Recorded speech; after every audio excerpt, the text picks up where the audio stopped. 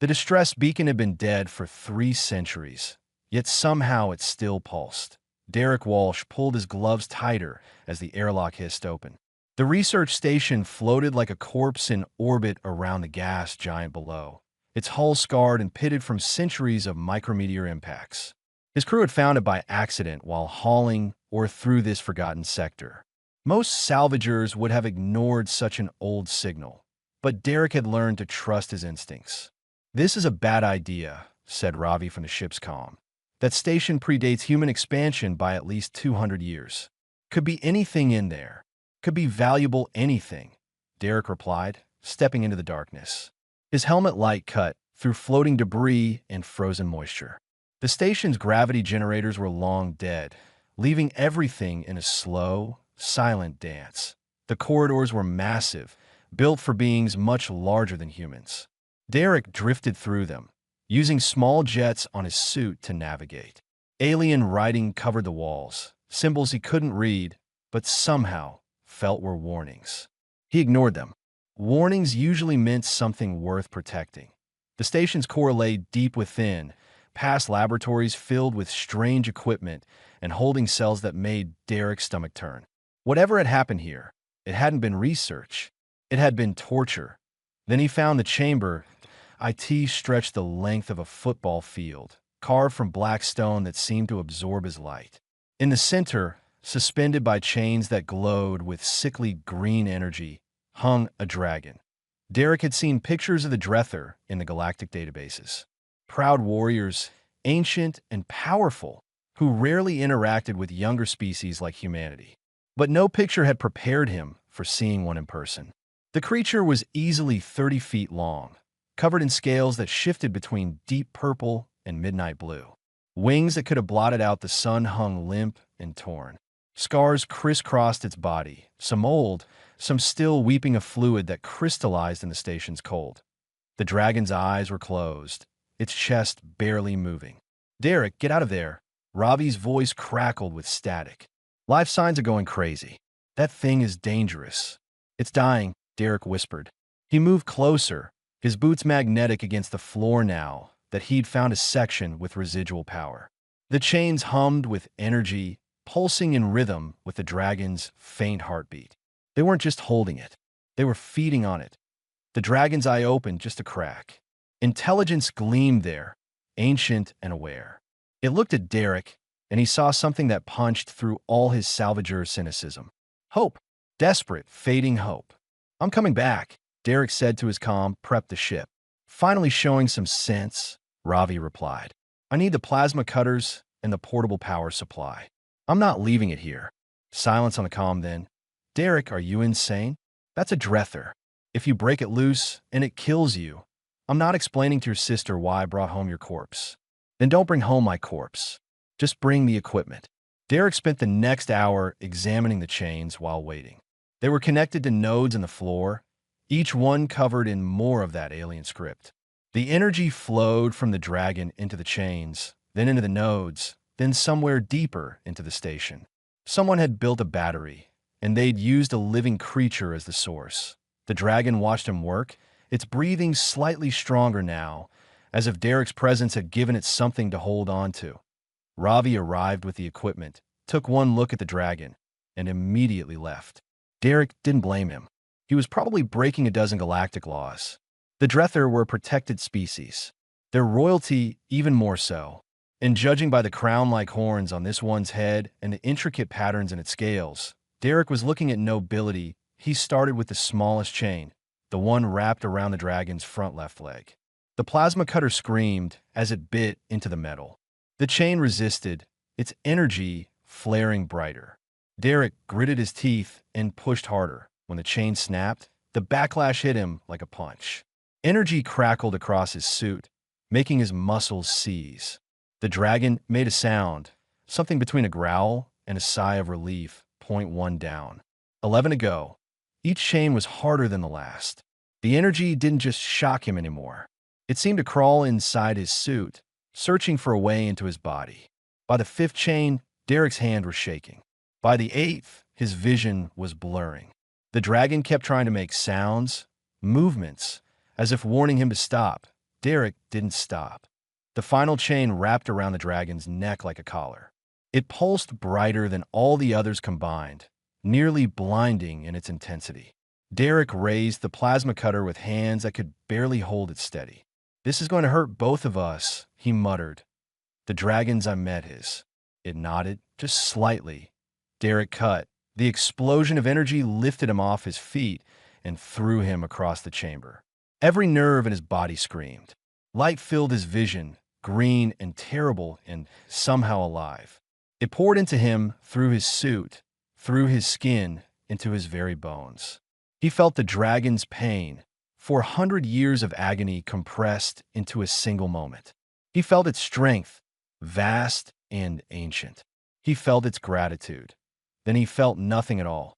The last thing Derek saw before darkness took him was the dragon, freed from its chains, reaching out with one massive claw to catch him before he hit the wall. Its eyes were fully open now, bright with power and concern. Then everything went black. Voices pulled Derek back from the void. His vitals are all over the place. Heart rate is double normal. Brain activity is spiking like he's having seizures, but he's not seizing. Should we sedate him? With what? Nothing in our medical bay is designed for whatever the hell is happening to him. Derek tried to open his eyes, but his eyelids weighed 1,000 pounds. His whole body felt wrong, like wearing a suit that didn't fit. Too tight in some places, too loose in others. Energy crackled under his skin, foreign and overwhelming, that a different sound cut through the human voices. A deep rumble that Derek somehow understood wasn't a threat. It was concern. "The dragon hasn't moved from beside his bed in 2 days," Ravi said quietly. "Just sits there watching him. I don't think it'll hurt us, but I'm not getting close enough to test that theory. We should have left it on that station," another voice muttered. The rumble turned into a growl. Okay. I'm sorry. Please don't eat me." Derek's eyes finally opened. The ceiling of the Meridian's medical bay swam into focus above him. He turned his head. Moving felt strange, too fast, and found himself staring into eyes the color of deep space. The dragon lay curled beside his bed, too large for the bay, but somehow making itself fit. Its scales had regained their luster, shifting between purple and blue with each breath. The scars were still there, but they looked older now, healed enough to be memories rather than fresh wounds. "You're awake," the dragon said. Derek sat up so fast he nearly fell out of bed. "You could talk. I could always talk. You cannot always understand." The dragon's voice was like rolling thunder, deep and resonant. "My name is Aurelius, Prince of the Drether High Court, son of the Dragon Queen, ward of the Eternal Flame. Derek Walsh, salvager, son of nobody important, ward of the Ore Hauler Meridian." Derek swung his legs over the side of the bed. His crew had backed against the far wall, staring at him with expressions caught between relief and terror. "How long was I out?" 3 days, Ravi said. "And you're different." "Different how?" "Look at your hands." Derek held up his hands. They looked normal at first, but when he focused, he could see faint patterns of light moving under his skin, like circuitry made of starlight. "What is this?" Aurelius shifted his massive bulk, his wings rustling against the bulkheads. The chains were not merely physical bonds. They were siphons, draining my life force for over 4 centuries. When you broke the final chain, the accumulated energy had nowhere to go. It went into you. "So, I've got dragon power now." Derek tried to laugh, but came out shaky. "That sounds like something from a bad action movie. It is not a joke, human. No being should contain such concentrated Drether essence. Your body is adapting, but the process is dangerous. You could burn out from within." Derek stood up, and the world tilted. Not because he was dizzy, but because everything was different. He could hear the hum of a ship's engines 3 decks below. He could smell the recycled air and identify every component of its mixture. He could see the individual dust particles floating in the light. His senses had been turned up to volumes that shouldn't exist. "Derek, maybe you should sit back down," Ravi suggested carefully. "I'm Fina. I just need to." Derek took a step and crossed the entire medical bay in a single stride. He slammed into the wall hard enough to dent it. "Okay, not fine. Definitely not fine. His crew scattered. Aurelius rose to his feet, his head scraping the ceiling. You must learn control. The power is responding to your emotions, your intentions. Right now, you're like a newborn trying to walk. Great. So I'm a baby with superpowers. This is exactly how I wanted to spend my 30s. Derek peeled himself off the wall, leaving a perfect imprint of his body in the metal. How long does this last? It does not last. It is permanent. Aurelius moved closer, his presence somehow calming despite his size. The energy has bonded with your cells. You're changed forever, Derek Walsh. Part human, part Drether, wholly unique. The reality of it hit Derek like a physical blow. He would never be normal again. Never be just a salvager hauling or between stations. Whatever he was now, it was something the galaxy had never seen before. Can you take it back? Derek asked quietly. No, and even if I could, I would not. You saved my life at the cost of your own normality. That is a debt beyond measure. Ravi stepped forward cautiously. Derek, we need to talk about what happens next. Word has already spread. Half the sector knows a human pulled a Drether prince out of an abandoned station. The other half knows that same human absorbed some kind of power. People are scared. People are curious. And some people, he hesitated. Some people want me, Derek finished, either to study me or to kill me. The Drether most of all, Aurelius said, his voice heavy. My people have already detected my life signature. They will be here soon, and they will want answers. When they learn what you carry within you, they will not be pleased. Why not? I saved you. You saved me, yes. But you also hold sacred power that belongs to my bloodline. There are those among my kind who will see you as a thief, who will demand the power be returned, regardless of the cost. Derek looked down at his hands again, at the light moving under his skin. Part of him wanted to panic, to rage against the unfairness of it all. He'd just been trying to do the right thing, to save a suffering creature. Instead, he'd turned himself into something that didn't belong anywhere. But another part of him, the part that was adapting to this new power, felt something different. Possibility, purpose, strength not just of body, but of will. Let them come, Derek said. I didn't ask for this, but I'm not going to apologize for saving your life. If your people have a problem with that, they can take it up with me directly. Aurelius's eyes gleamed with something that might have been approval. You have the spirit of a Drether, Derek Walsh. That may save you, or it may doom you. Only one way to find out. 3 hours later, the ship's sensors detected multiple incoming signatures. Large ones, fast ones, Drether war vessels, moving through space with the grace of their creators. Derek stood in the Meridian's small cargo bay, trying to control his new abilities while his crew prepared to meet whatever came next. Aurelius sat beside him, a mountain of scales and power. Whatever happens, the dragon said quietly, know that I will stand with you. You freed me from chains I thought would hold me until death. I will not let you face my people alone. Derek nodded, his enhanced hearing already picking up the sound of the approaching ships. His life as a simple salvager was over. Whatever came next would be written in starlight and dragonfire. He was ready. The throne room could have swallowed Derek's entire ship with room to spare. Pillars of crystallized flame rose toward a ceiling that seemed to touch the stars themselves. Dragons of every color perched on ledges carved into the walls, their eyes fixed on the small human standing in the center of the vast chamber. The air thrummed with power, ancient and terrible, pressing down on Derek like a physical weight. The Drether High Council sat in a semicircle before him, 12 dragons whose scales bore the marks of centuries. At the center, on a throne carved from a single massive diamond, sat the Dragon Queen, Aurelius's mother. She looked nothing like her son. Where Aurelius was purple and blue, she was pure white, her scales reflecting light like snow under moonlight.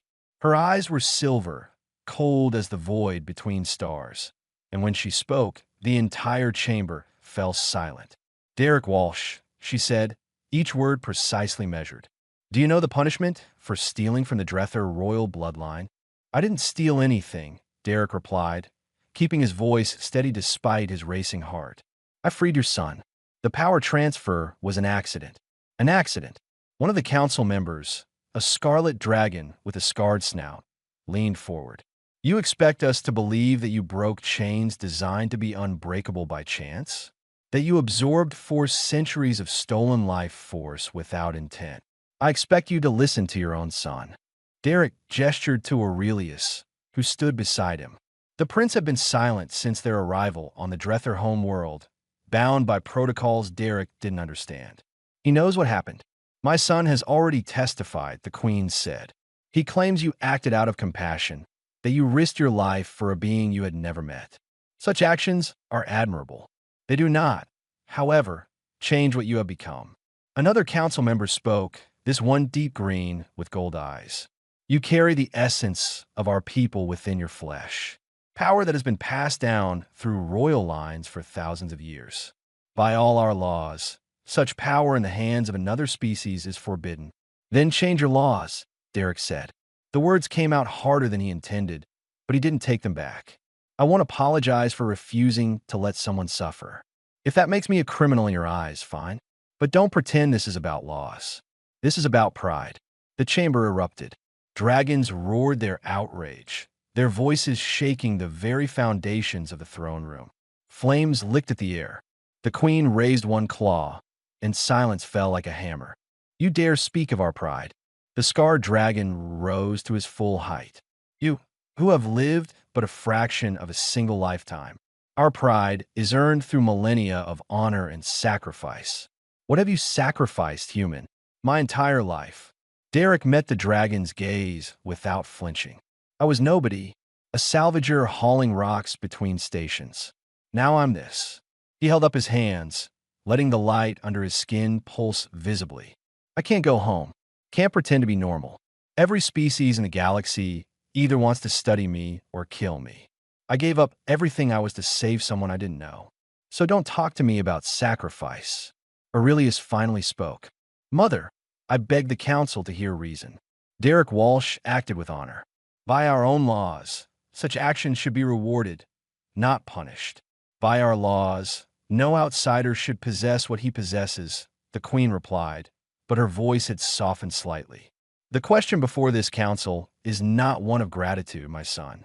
It is one of precedent. If we allow this human to keep what he has gained, what message does that send? That our sacred power can be claimed by anyone brave enough or foolish enough to break the wrong chains. The power cannot be removed, Aurelius said urgently. I have explained this. It has bonded with his cellular structure. To extract, it would kill both Derek and myself. The chains stored my essence in a way that transformed it. It is no longer purely Drether. It is something new. A murmur rippled through the assembled dragons. The queen's eyes narrowed. Something new. And what if this new thing proves dangerous? What if your human friend loses control and destroys cities? What if others seek to replicate what happened to him, hunting down Drether to steal their power? I won't let that happen, Derek said. I'm learning control. Aurelius is helping me. And as for others trying to replicate this, good luck to them. I nearly died breaking those chains. Most people aren't that stupid. Despite everything, several dragons made sounds that might have been laughter. The queen studied Derek for a long moment. You are either very brave or very foolish, Derek Walsh. Perhaps both. The council will deliberate on your fate. Until we reach a decision, you will remain here as our guest. She stressed the word guest in a way that made it clear Derek was actually a prisoner. Wait, Derek said as guards moved forward. If it's a question of whether I can be trusted with this power, test me. Put me through your trials, whatever they are. Let me prove I'm not a threat. The scarred dragon laughed, a sound like boulders grinding together. The trials are for Drether seeking to advance in rank and honor. They test strength, wisdom, and character. No outsider has ever attempted them. Then I'll be the first. Derek looked at the queen. You said your people value honor and sacrifice. Let me show you I understand both. The queen and Aurelius exchanged a long look. Some silent communication passed between mother and son. Finally, she nodded slowly.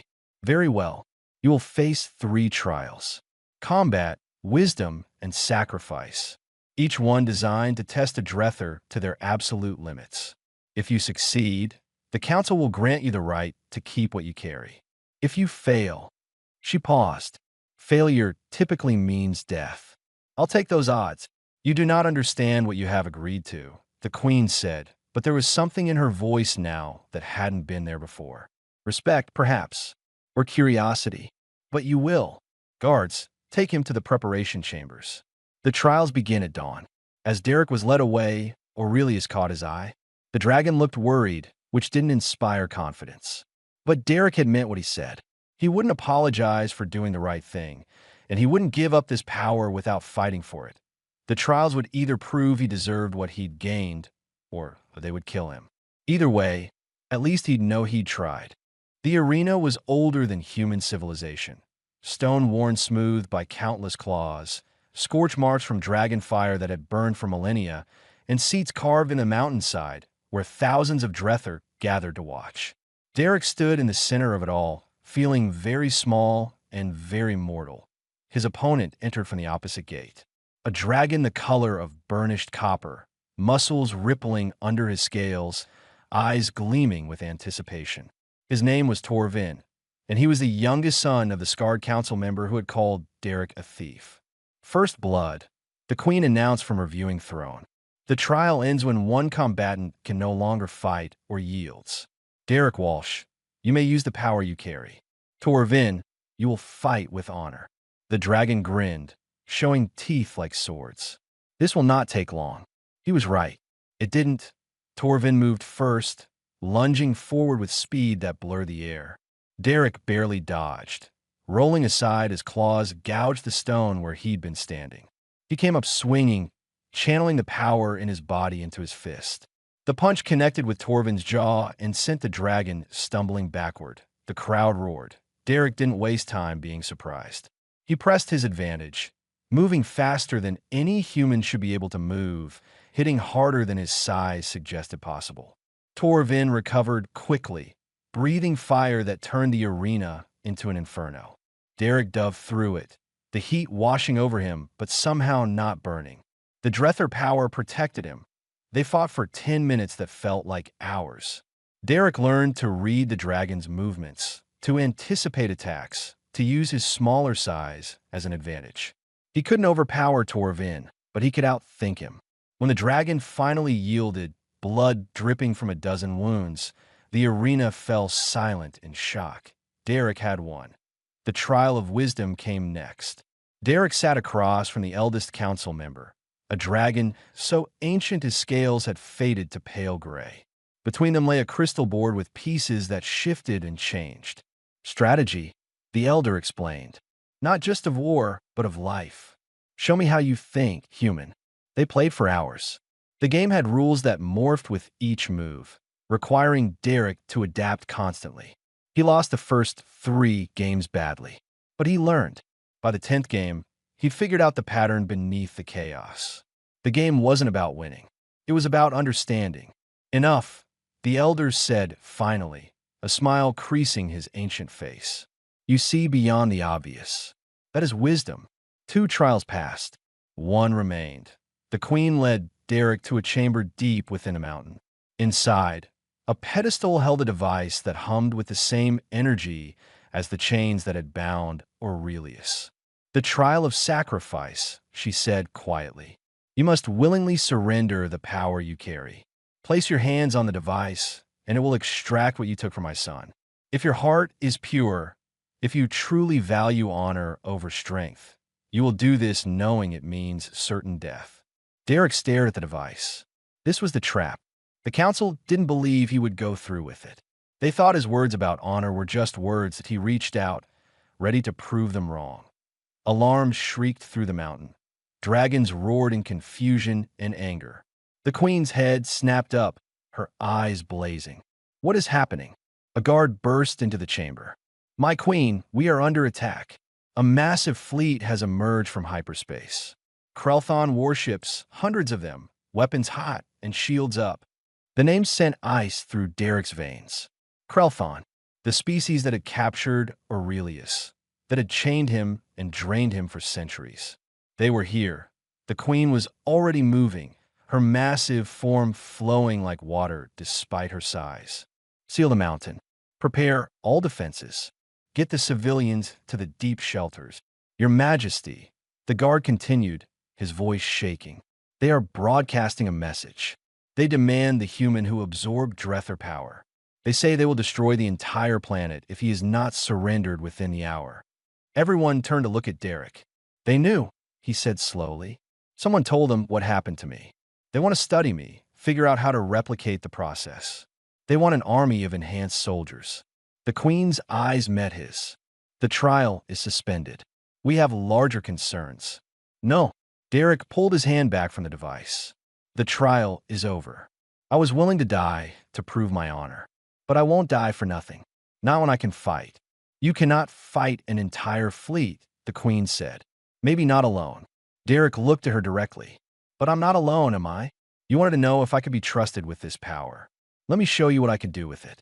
Let me help defend your people. Aurelius appeared in the doorway, his scales gleaming with battle readiness. Mother, he is right. Derek's abilities are unique. He thinks like a human, but fights with our strength. The Krelthon will not expect that. The Queen studied Derek for a long moment. Outside, the sound of weapons charging echoed through the mountain. Somewhere above, ships were taking to the sky, preparing for battle. The decision had to be made now. Very well, she said finally, but you will follow our commands. You will fight as part of our forces, not as a rogue element. Can you accept that? Yes. Derek felt the power surge in response to his determination. Just point me at the enemy. The Queen smiled, a fierce expression that showed why she ruled. Then come, Derek Walsh. Let us teach the Krelthon that they should have left my son in his chains. At least then they would have faced only one angry dragon. Now, they face thousands, plus one very unusual human. They rush from the chamber together, dragon and human moving as allies for the first time. Above them, the sky began to burn as the invasion fleet opened fire. The trials could wait. Right now, Derek had a chance to prove something more important than his worthiness to keep the power. He had a chance to prove that he deserved to stand beside the Drether as an equal. The battle for the Dragon home world had begun. Space had become a graveyard. Derek clung to the hull of a Drether warship as it rolled through a debris field that had been 3 Krelthon cruisers 30 seconds ago. His suit's magnetic boots kept him anchored while Dragon fighters screamed past, breathing fire that turned the void into a light show of destruction. The battle had been raging for 6 hours. The Krelthon fleet had come prepared for a fight, but they hadn't been prepared for Derek. He'd spent the first hour learning to fight in zero gravity, learning to channel his power through his suit systems, learning to think like the Drether while acting like a human. The combination was devastating. Where dragons fought with honor and direct confrontation, Derek fought dirty.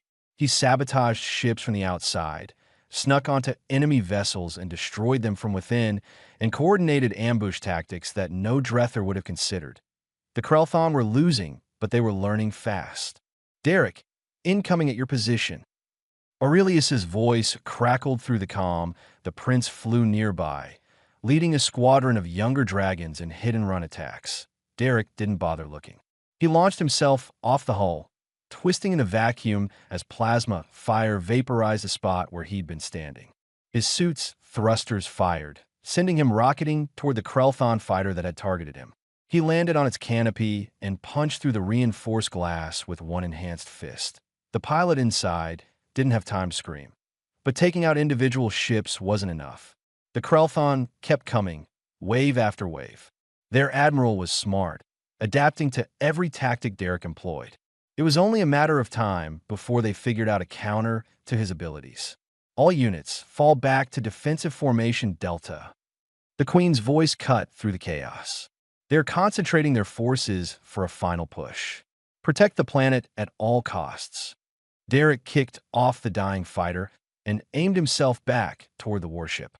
As he flew through space, he saw the full scope of the battle for the first time.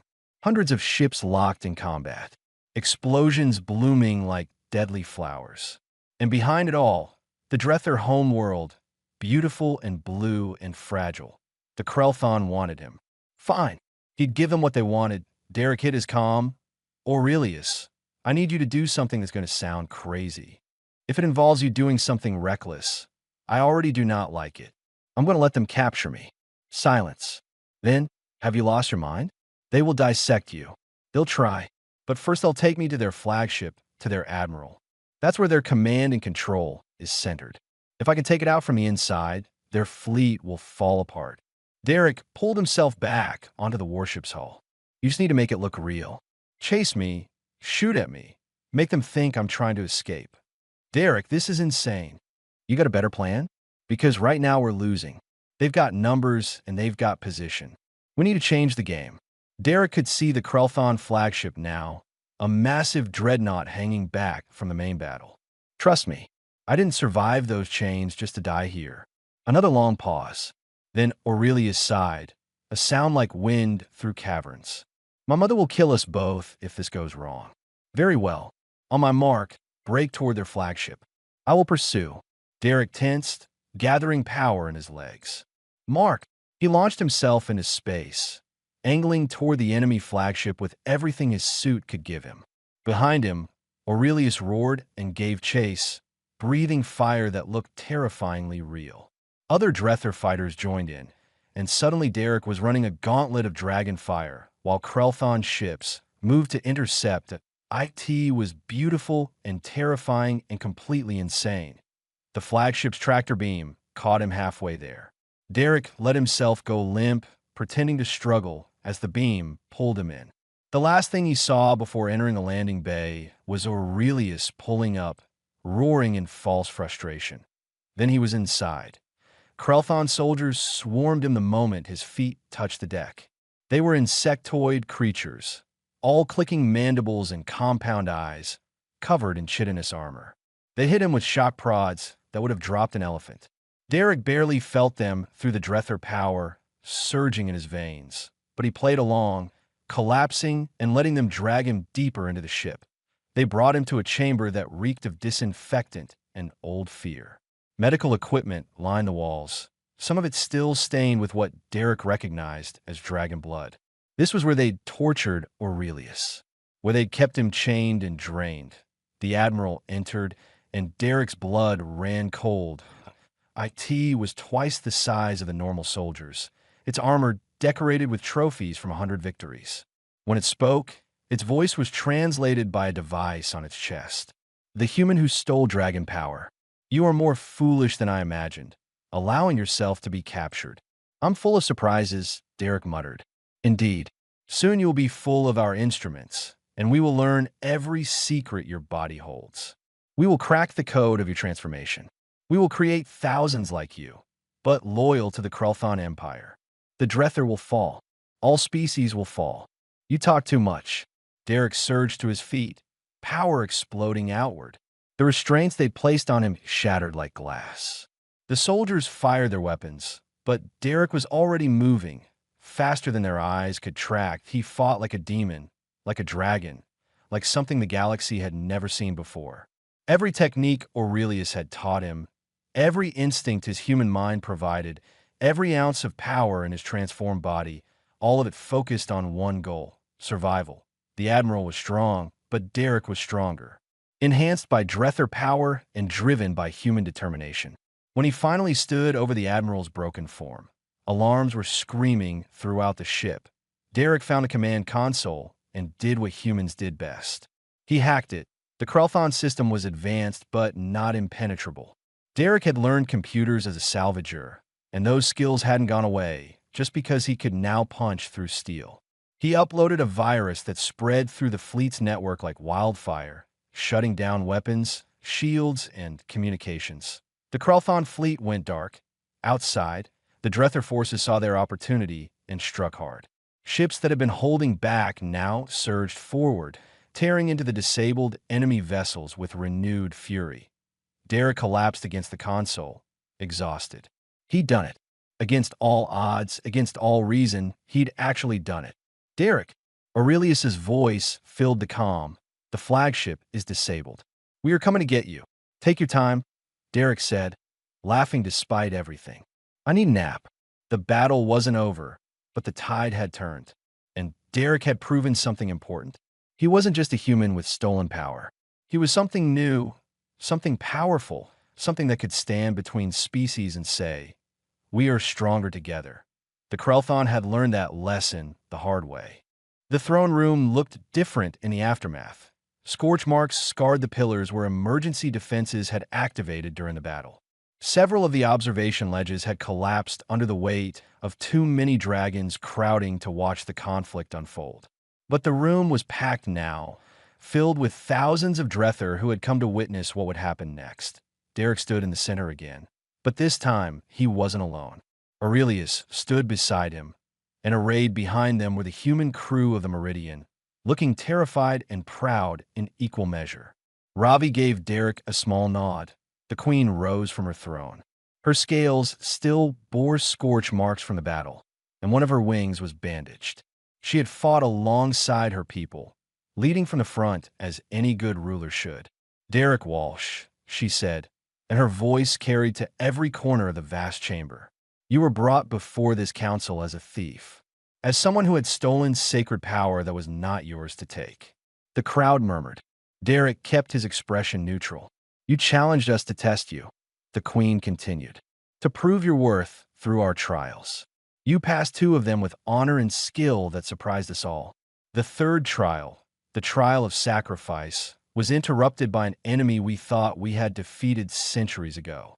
She descended from her throne, moving with fluid grace until she stood directly before Derek. Even at her full height, she towered over him, a mountain of white scales and ancient power. "But perhaps," she said quietly, so only those nearest could hear, the interruption was the trial itself. "You were given a choice, Derek Walsh. Surrender yourself to save our people, or fight alongside us against impossible odds. You chose to fight.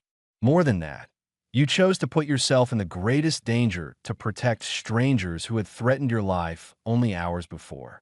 The queen's voice rose again, filling the chamber. "The Krelthon fleet is destroyed. Their admiral is dead. Their plans to create an army of enhanced soldiers have been reduced to ash and void. This victory belongs to all Drether, but it began with one human who refused to abandon hope even when chained to certain death." She turned to address the full assembly. "The council has deliberated. We have a decision." Derek's heart hammered in his chest. This was it. After everything, after the battles and the trials and the sacrifices, it came down to this moment. "Derek Walsh, you are hereby granted the title of Bridge Bearer, the first of your kind. You will retain the power you carry, for it has proven itself in service of honor and life. More than this, you will serve as an ambassador between the Drether and humanity. You will help forge the connections that your very existence has proven possible." The chamber erupted in roars, some of approval, some of disagreement, but the queen's word was final. Derek found his voice. "I accept, with gratitude and humility." "Do not be too humble," the scarred council member said, though his tone had lost its earlier hostility. "You are still insufferable and reckless, but you're also brave and honorable. That will serve you well in the trials ahead." "Trials? I thought we were done with trials." "The formal trials, yes." The queen's eyes gleamed with something that might have been humor. "But the real trial begins now. Convincing the galaxy that cooperation between species is not only possible, but necessary. There will be those who see you as an abomination. Others will see you as a weapon to be controlled. You must walk a careful path, Bridge Bearer." Over the following weeks, Derek learned what his new title meant. He traveled to human space with Aurelius and a delegation of Drether diplomats. The meetings were tense at first. Humans feared the dragons, and dragons found humans chaotic and unpredictable. But Derek stood between them, literally and figuratively, showing both sides that understanding was possible. He demonstrated his abilities not as parlor tricks, but as proof that barriers between species could be broken. He shared his story, the truth of what had happened on that old research station, and people listened. Some human governments wanted to study him. Some wanted to replicate the process. Derek refused all of them. He wasn't a template for creating super soldiers. He was a bridge, and bridges worked best when they remained stable and accessible to all. the Drether open training programs, allowing humans and other species to learn from them. Not to gain power, but to gain understanding. Derek led many of these programs, teaching what he had learned about honor, sacrifice, and the strength that comes from protecting others rather than dominating them. Months passed. Then years. Derek stood on the observation deck of a new station, one built jointly by humans and Drether as a symbol of their alliance. Through the viewport, he could see ships of a dozen different species docking and departing. Trade, diplomacy, cultural exchange. All things that had seemed impossible before one salvager had made a choice in a dark chamber. Aurelius joined him, his massive form somehow fitting into the space designed for both their kinds. Do you ever regret it? What you lost to gain what you have. Derek thought about his old life. The simple days of hauling, or the anonymity, the freedom to be nobody special. He lost all of that, but he gained something immeasurable. No, he said finally. I don't regret it. Every chain I broke on that station, I broke one around myself too. I was living small, Aurelius. Thinking small. Now I'm thinking bigger than I ever imagined possible. You still think like a human, though. That is your greatest strength. Drether think in terms of honor and tradition. You think in terms of possibilities and solutions. Together, we create something neither of us could achieve alone. That's the point, isn't it? The whole point of being a bridge. Derek watched a Drether ship dock next to a human freighter, their crews meeting on the station without fear or suspicion. We're stronger together than we are apart. The Krelthon are regrouping, Aurelius said quietly. My scouts report they're building new fleets, developing new weapons. They will come again. Let them. Derek's hands glowed faintly with Drether power, controlled now, focused, part of him rather than a foreign presence. Last time they faced a dragon prince and one unusual human. Next time they'll face an alliance. They'll face every species that has learned we don't have to fight alone. Aurelius rumbled his approval. My mother was right to name you Bridge Bearer. You connect more than just Drether and humans.